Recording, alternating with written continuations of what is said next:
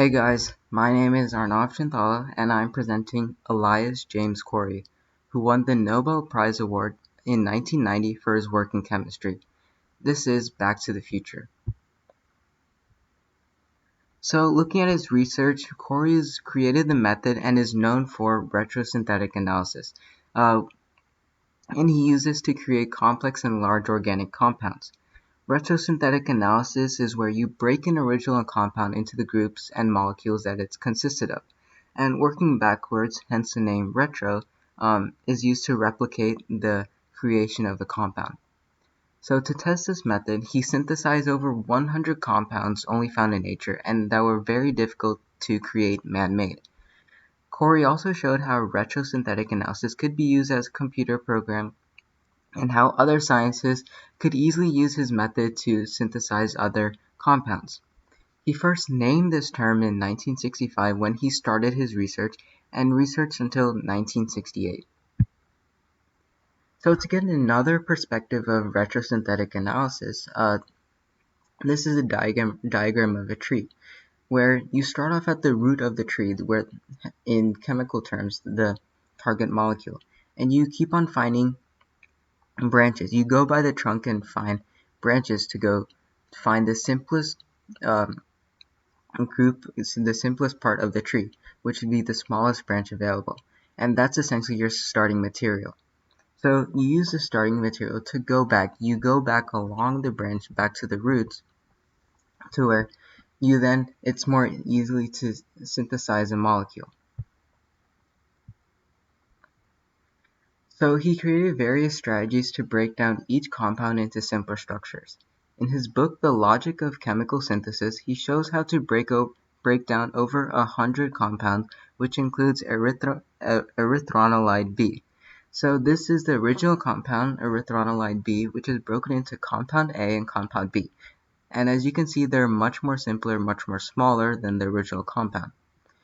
He further performs a retrosynthetic analysis of compound A by using hydrogen peroxide and nitrate tungstate dihydrate, and by adding those he creates a much more simpler structure with another formula, and he keeps on doing this until he gets the simplest molecule available. And throughout the whole research, the only materials that he used were different reagents for all the different 100 molecules, and did not require any other lab equipment and only knew to identify what type of molecules he was looking at. So the impact on scientific community, before he introduced retrospective analysis, trial and error was the main thing used to create complex molecules out of smaller groups. This took too much time and effort compared to retrosynthetic analysis because scientists would try to look at a similar compound and try to look at it and create similar structures, similar features to the other compound, but this would take them too much time because they have to look at every single possibility that there was, and overall it was very inefficient. So once he presented his research, computer programs were created for chemists to automatically conduct retrosynthetic analysis and allow chemists to create a simpler compound in a much more faster time. So creating these compounds at a cheaper and faster rate would mean a more efficient process of creating drugs and medicine to treat patients on a larger scale, and that means that more people will be healthy and more people have readily available healthcare. So among over the 100 compounds Corey was able to synthesize, ginkgolide B is a medicine from the ginkgo tree used to treat asthma. This is one of the well-known compounds that he synthesized. And the sales value for this compound amounts to over $500 million annually, so it has a big impact on the economy by drastically lowering the cost to produce the compound and therefore increasing the production rate of it and increasing the sales rate of it, putting much more money back into the pharmaceutical companies to do even more research. And other compounds with medicinal value that were created on large magnitude due to retrosynthesis analysis were prostaglandins, which control blood coagulation. It limits the buildup of blood in the blood vessels. Prostacyclins, which inhibits platelet aggregation, or the buildup of platelets in any blood clots or any leaks within blood vessels.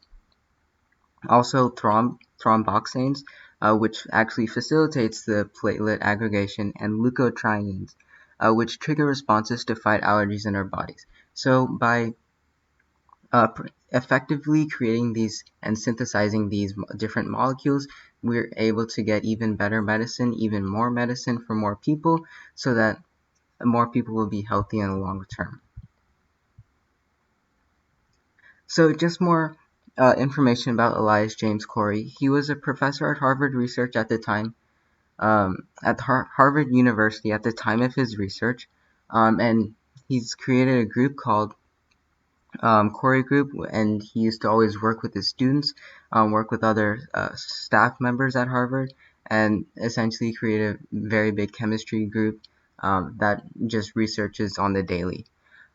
He's also been involved in organic chemistry, and how it's incorporated into biological remedies, as shown by synthesizing compounds for medicinal and drug-related uses.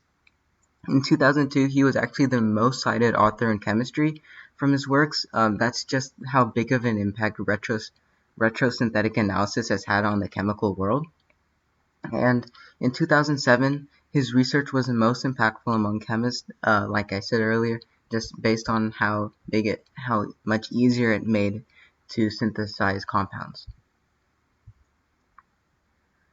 So these are my sources. The first source you can see is the logic of chemical synthesis, and it's actually shows lots of diagrams on how he synthesizes and breaks down various organic compounds. So it's a very cool book to see. And yeah, that's all.